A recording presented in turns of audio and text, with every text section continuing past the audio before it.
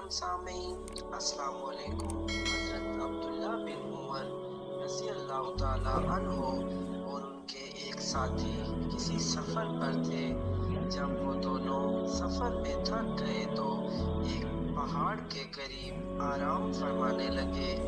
وہیں سے ایک چرواہا گزر رہا تھا۔ حضرت عبداللہ بن عمر رضی اللہ تعالیٰ عنہ نے اسے آواز دی، یہ آپ کی بکریاں ہیں؟ چرواہا نے کہا، جی۔ آپ نے کہا، آپ کی بکریوں میں ایک مجھے بیچ دو۔ چرواہا نے کہا، یہ بکریاں میرے مالک کی ہیں، میں اس کا مالک نہیں ہوں۔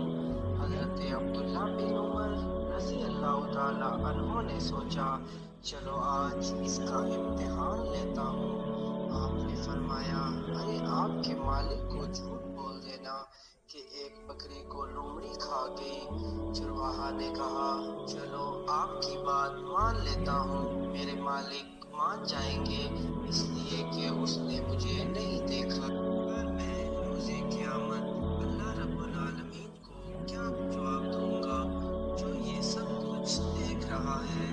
میں یہ ہرگز نہیں کر سکتا۔ ان کی یہ بات سن کر، خوف الہی کو دیکھ کر آپ رضی اللہ تعالیٰ عنہ کی آنکھوں سے آنسو نکل پڑے۔ آپ رضی اللہ تعالیٰ عنہ نے اس ایمانت دار چرواہا کے بارے میں پتہ لگایا۔